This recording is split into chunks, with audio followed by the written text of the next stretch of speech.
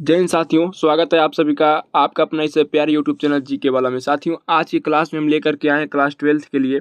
किसके लिए साथियों? क्लास 12th के लिए साइंस का मिक्स क्वेश्चन, जिसमें आपको साथियों 20 क्वेश्चन देखने को मिलेगा। क्योंकि साथियों हम एक क्लास कराए थे 40 क्वेश्चन का, लेकिन क्या हुआ, वो क्लास लाइव क्लास था तो वो क्लास जो है बीच में कट हो गया। ठीक है, तो 20 ही क्वेश्चन का क्लास हुआ था, तो पूरा आज हम जो है क्लास कराएंगे साथियों। ठीक है, तो जो क्वेश्चन बचा था उसी क्वेश्चन को हम कराएंगे, और जितने भी क्वेश्चन है साथियों मोस्ट इंपॉर्टेंट है क्लास 12th के लिए। तो अगर साथी आप क्लास 12th में है तो आप इस क्लास को अंत तक देखिएगा, क्योंकि इस क्लास में आपके सारे क्वेश्चन जो है मोस्ट इंपॉर्टेंट टाइप के हैं। तो उम्मीद करते हैं साथियों कि आप इस क्लास को अंत तक देखेंगे। अगर कुछ सीखना है, कुछ जानना है, तो इस क्लास को अंत तक देखिएगा, स्किप मत कीजिएगा। अभी तक इस चैनल से नहीं जुड़े हैं तो हमारे इस जीके वाला चैनल से जुड़ जाइए, जहाँ पे 100% सटीक तैयारी कराई जाती है एग्जाम के। ठीक है साथियों, और किसी भी गवर्नमेंट एग्जाम की तैयारी अगर करना चाहते हैं तो जीके जीएस पढ़ने के लिए भी हमारे इस चैनल से जुड़ जाइए। चलिए हम क्वेश्चन को स्टार्ट करेंगे साथियों। क्वेश्चन नंबर अपना 21 देखेंगे। मतलब क्यों 21 से? क्योंकि पहले जो है एक क्लास हो चुका है, ये दूसरा क्लास है क्लास 12th के लिए साइंस का। ठीक है, तो 20 क्वेश्चन पहले हो चुका है, 21वां क्वेश्चन करा रहे हैं। ठीक है, तो इसीलिए हम 21 से स्टार्ट करेंगे। ठीक है, आप लोग समझ गए होंगे। क्वेश्चन को हम लोग स्टार्ट करेंगे और पढ़ेंगे, समझेंगे, उत्तर देंगे। और नहीं पता होगा जिस क्वेश्चन का आंसर, आप लोग नोट करते रहिएगा साथियों। ठीक है, क्वेश्चन पहला है आपका, जो सबसे कठोर पदार्थ है, दुनिया का सबसे कठोर पदार्थ क्या हो सकता है साथियों? आपके सामने ऑप्शन भी है यहाँ पे। तो दुनिया का सबसे कठोर पदार्थ जो होता है साथियों, वो हीरा होता है। क्या होता है साथियों? हीरा होता है, जिसे हम डायमंड बोलते हैं। तो हीरा जो है साथियों सबसे कठोर पदार्थ होता है, जो अपने पूर्ण आंतरिक परावर्तन से जो है चमकता है। ठीक है, अगले क्वेश्चन की ओर बढ़ेंगे, और इम्पोर्टेंट टाइप का क्वेश्चन है, और ये जीके जीएस के तौर पे भी क्वेश्चन पूछा जाता है साथियों। ठीक है, अगला क्वेश्चन जो है आपकी स्क्रीन पे यहाँ पे देख रहे होंगे, एथेनॉल का रासायनिक सूत्र। आप सभी को बता दें, एथेनॉल हम एल्कोहल को भी कहते हैं। किसको कहते हैं? एल्कोहल को भी हम क्या कहते हैं? एथेनॉल कहते हैं। एल्कोहल जो होता है साथियों उसको एथेनॉल भी बोलते हैं। और एथेनॉल का सूत्र जो होता है वो C2H5 क्या होता है? OH होता है। C2H5OH होता है। इसे हमें या तो एल्कोहल बोलें या एथेनॉल बोलें, दोनों बात एक ही होगा। तो एथेनॉल और एल्कोहल दोनों अगर कोई भी पूछ लिया तो आपको C2H5OH बताना है रासायनिक सूत्र। तो ऑप्शन नंबर बी जो होगा इस क्वेश्चन का क्या हो जाएगा साथियों? राइट आंसर हो जाएगा। ऐसे इस क्लास में बहुत इंपॉर्टेंट क्वेश्चन है, अच्छे क्वेश्चन है, आपको इंटरेस्टेड क्वेश्चन लगेगा।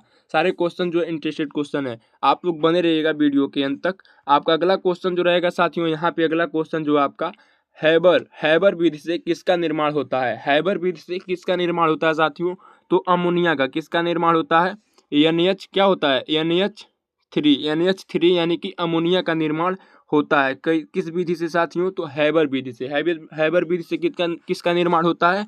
तो NH3 का। तो ऑप्शन नंबर बी जो होगा इस क्वेश्चन का राइट आंसर हो जाएगा साथियों। उम्मीद करते हैं कि ये भी क्वेश्चन आपको समझ में आया होगा अच्छी तरीके से। अगला क्वेश्चन जो रहेगा आपका, कार्बनिक अभिक्रियाओं में कार्बोकैटियन होता है। कार्बनिक अभिक्रियाओं में कार्बोकैटियन होता है साथियों। कैसा होता है? क्या होता है साथियों? धनायन होता है। यानी कि धनायन मतलब क्या? प्लस में होता है। ठीक है, तो याद रखेंगे इस क्वेश्चन को भी। अगला क्वेश्चन जो रहेगा आपकी स्क्रीन पे यहाँ पे रहेगा साथियों। हाँ, अगला क्वेश्चन जो है आपकी स्क्रीन पे यहाँ पे है, क्वेश्चन नंबर 25 है, अमोनिया का गंध कैसी होती है? अमोनिया का गंध कैसी होती है साथियों? तो तीखी होती है। कैसी होती है? अमोनिया का गंध तीखी होती है। कहीं पे ऑप्शन में आपको दिख रहा होगा, ऑप्शन नंबर बी जो होगा साथियों आपका क्या हो जाएगा? राइट आंसर हो जाएगा। अमोनिया का गंध कैसी होती है? तीखी होती है। याद रखेंगे क्वेश्चन को, मोस्ट इंपॉर्टेंट क्वेश्चन है, इसको आप लोग याद रखेंगे। ठीक है, और एग्जाम में पूछा गया क्वेश्चन है, सारे क्वेश्चन जो एग्जाम में पूछा गया क्वेश्चन है। इलेक्ट्रोलाइट में विद्युत प्रवाह किसके कारण होता है साथियों? बताइए, इलेक्ट्रोलाइट में विद्युत प्रवाह किसके कारण होता है? तो आपके सामने ऑप्शन नंबर बी जो दिख रहा है साथियों, आयन के। किसके कारण होता है साथियों? आयन के। ऑप्शन नंबर बी जो होगा आपका क्या हो जाएगा? राइट आंसर हो जाएगा। क्वेश्चन नंबर कौन सा? 26। क्वेश्चन नंबर 26 का right answer option number B होगा। याद रखेंगे इस क्वेश्चन को भी। और अभी तक हमारे चैनल से नहीं जुड़े तो प्लीज़ आपसे हम एक बार फिर से रिक्वेस्ट कर रहे हैं कि प्लीज़ आप हमारे चैनल से जुड़ जाइए, चैनल को सब्सक्राइब कर लीजिए, और इस क्लास को अपने साथियों तक शेयर कीजिए। शेयर करने में कोई कमी नहीं होनी चाहिए, ताकि और भी साथी इस क्लास को देख करके इस क्वेश्चन को तैयार कर सकें, क्योंकि सारे क्वेश्चन इंपॉर्टेंट टाइप के क्वेश्चन है साथियों। O2 का हाइब्रिडीकरण है।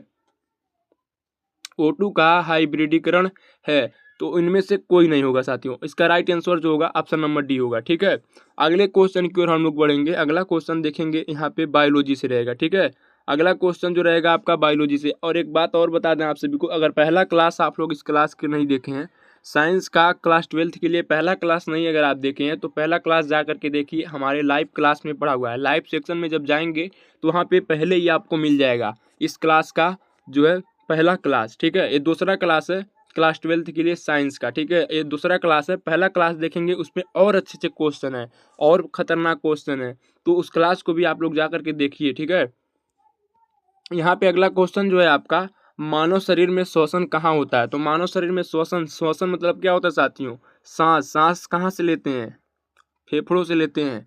फेफड़ों में सांस श्वसन क्रिया जो होती है वो फेफड़ों में होती है। तो कहीं पे देखिए ऑप्शन में है फेफड़ा, हाँ फेफड़ों से। ऑप्शन नंबर बी जो होगा आपका राइट आंसर हो जाएगा साथियों। ठीक है, ये ऐसे क्वेश्चन जो है समझने वाले क्वेश्चन है, ये रट्टा मारने वाले क्वेश्चन नहीं है, इसको हम लोग समझ सकते हैं। ठीक है, बायोलॉजी वाले जितने भी हैं वो समझ सकते हैं इस क्वेश्चन को। ठीक है, उनको कुछ करना नहीं पड़ेगा, इस क्वेश्चन का राइट आंसर देखते ही लगा देंगे। हाँ, अगला क्वेश्चन रहेगा, रक्त का द्रव्य भाग कहलाता है। रक्त का द्रव्य भाग जो होता है साथियों वो प्लाज्मा होता है। क्या होता है साथियों, प्लाज्मा होता है। आरबीसी डब्ल्यूबीसी प्लेटलेट नहीं होता है साथियों। ठीक है, आपका राइट आंसर जो होगा ऑप्शन नंबर क्या हो जाएगा, ऑप्शन नंबर ए हो जाएगा। रक्त का द्रव्य भाग प्लाज्मा होता है, याद रखेंगे क्वेश्चन को। ठीक है, अगले क्वेश्चन की ओर बढ़ेंगे हम लोग। अगला क्वेश्चन जो है आपका, डीएनए की संरचना दी थी। डीएनए की संरचना किसने दी थी, यानी कि इस क्वेश्चन का मतलब ये हुआ कि डीएनए का खोज किसने किया था। डीएनए का डीऑक्सीराइबो न्यूक्लिक एसिड, जिसका फुल फॉर्म क्या होता है, डीऑक्सीराइबो न्यूक्लिक एसिड डीएनए का फुल फॉर्म होता है। और इसकी खोज किसने किया था, वाटसन और क्रिक ने। वाटसन और क्रिक ने डीएनए की खोज किए थे। ठीक है, ऑप्शन नंबर ए जो होगा साथियों आपका राइट आंसर हो जाएगा। इसका फुल फॉर्म और इसकी खोजकर्ता जो है दोनों आप इम्पोर्टेंट है साथियों, दोनों को आपको क्या करना है, याद करना है। अगर दोनों क्वेश्चन को अगर आप याद करते हैं तो आपका एक क्वेश्चन जरूर आएगा एग्जाम में। इतना आपको हम मेंशन कर दिए, इतना आपका काम है कि इसको तैयार करना। ठीक है, अगला क्वेश्चन यहाँ पे रहेगा साथियों आपका। अगला क्वेश्चन जो है आपका, मानव में इंसुलिन किससे बनता है। मानव में इंसुलिन का निर्माण कहाँ से होता है, ऐसे भी क्वेश्चन पूछ सकता है। तो घुमावदार क्वेश्चन जो है अभी से नहीं अगर प्रैक्टिस करेंगे तो एग्जाम में अक्सर जो है घुमावदार क्वेश्चन ही पूछे जाते हैं। तो अगर अभी से आप प्रैक्टिस नहीं करेंगे तो एग्जाम में कुछ नहीं कर पाएंगे। तो मानव में इंसुलिन किससे बनता है, तो अग्न्याशय से। इंसुलिन का निर्माण कहाँ से होता है, अग्न्याशय से होता है। और इंसुलिन की कमी होती है तो कौन सा बीमारी होता है, कौन सा बीमारी होता है इंसान को, तो डायबिटीज हो जाता है, जिसे हम क्या बोलते हैं, शुगर या मधुमेह बोलते हैं। क्या बोलते हैं साथियों, शुगर बोलते हैं। अगर आपके शरीर में डायबिटीज की श्रावण कम हो जाता है तो आपको शुगर यानी कि मधुमेह डायबिटीज हो जाता है। ठीक है, तो यहाँ से याद रखना है, ऐसे भी क्वेश्चन एग्जाम में बनता है। अगला क्वेश्चन जो रहेगा यहाँ पे देखेंगे साथियों। अगला क्वेश्चन रहेगा, रक्त का लाल रंग किससे होता है। तो ये तो बहुत सिंपल क्वेश्चन है, बार बार पूछा जाता है। और इतना तो नॉलेज आपके अंदर होना चाहिए कि हमारे अंदर जो चीज़ है, हमारे अंदर जो खून है, जो हमारे अंदर रक्त है, वो लाल क्यों है। हर इंसान को सोचना चाहिए कि लाल क्यों है और कोई कलर क्यों नहीं होता है। तो लाल इसलिए होता है क्योंकि उसमें हीमोग्लोबिन होता है। क्या होता है साथियों, हीमोग्लोबिन होता है। तो हमारा खून जो है इसीलिए जो है हमारा खून लाल होता है मानव का। ठीक है, अगला क्वेश्चन जो रहेगा, मेंडल के प्रयोग किस पर आधारित थे। तो मटर के पौधे पर। ये तो सबको पता होना चाहिए, क्लास 12th में ही आप लोग पढ़े होंगे। क्लास 12th में आप लोग पढ़े होंगे कि मेंडल जी थे जो वो मटर के पौधे पर क्या किए थे, प्रयोग किए थे। ठीक है, अगला क्वेश्चन जो रहेगा यहाँ पे, जीवों की मूल इकाई क्या है। जीवों की मूल इकाई क्या होती है साथियों, जैसे हम लोग हैं, इंसान को ले लीजिए उदाहरण के तौर पर। तो इंसान को मुख्य मूल इकाई जो होती है, मूल आधार जो होता है वो क्या होता है, तो कोशिका होता है। कोशिका जो हमारे शरीर है ये छोटे छोटे कोशिकाओं से ही मिलकर बना है। ठीक है, तो कोशिका जो है जीवों का मूल इकाई होता है। तो ऑप्शन नंबर बी जो होगा आपका राइट आंसर हो जाएगा। यहाँ पे समझने वाली बात है, समझ करके आप राइट आंसर जो है बता सकते हैं। HIV वायरस किससे प्रभावित होता है, किससे प्रभावित होता है साथियों, बताइएगा आप लोग। RBC से। किससे, RBC से, यानी कि रेड ब्लड कैप्सूल जिसे बोलते हैं, श्वेत रक्त कणिकाएं। ठीक है, तो HIV वायरस जो होता है वो RBC से प्रभावित होता है। अगला क्वेश्चन देखेंगे हम लोग। यहाँ पे अगला क्वेश्चन है, क्लोरोफिल पौधों में पाया जाता है। तो क्लोरोप्लास्ट में, कहाँ पे, क्लोरोफिल जो होता है पौधों में पाया जाता है। आप सभी को पता है कि जो पौधे का रंग होता है, पत्तियां जो होती हैं वो हरा होती हैं, लेकिन किसके कारण होती हैं? तो क्लोरोफिल उसमें क्या होता है? उपस्थित होता है। लेकिन कहाँ पे उपस्थित होता है? क्लोरोप्लास्ट में जो है क्लोरोफिल उपस्थित होता है, इसलिए हमारे पौधे का पत्तियां जो होती हैं वो हरे रंग की होती हैं। ठीक है, तो ये भी इंपॉर्टेंट क्वेश्चन है। आप सभी लोग इसको क्या करेंगे? ट्रिक लगाएंगे, अच्छी तरीके से याद रखेंगे। मनुष्य में सामान्य बीपी होता है, बीपी ब्लड प्रेशर इसे बोलते हैं, रक्तचाप। ठीक है, तो बीपी जो मनुष्य में जो सामान्य बीपी होता है वो 80 से 120 के अंदर होना चाहिए। किससे? 80 से 120। ऑप्शन नंबर ए जो होगा राइट आंसर हो जाएगा, इतना तो पता होना चाहिए। अगला क्वेश्चन देखेंगे यहाँ पे।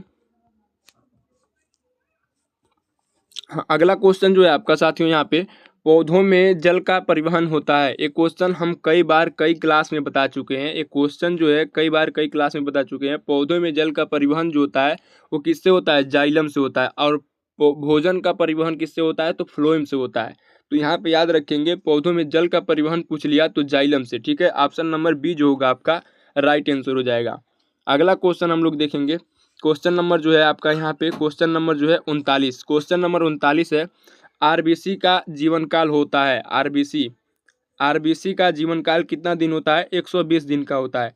रेड ब्लड कैप्सूल जो होता है, जिसे हम श्वेत रक्त कणिकाएं बोलते हैं, उसका जीवन काल जो होता है साथियों 120 दिन का होता है। और डब्ल्यूबीसी होता है, जिसे हम श्वेत रक्त कणिकाएं बोलते हैं, डब्ल्यूबीसी का जीवन काल जो होता है साथियों 7 से 10 दिन का होता है। कितना दिन होता है? 7 से 10 दिन का।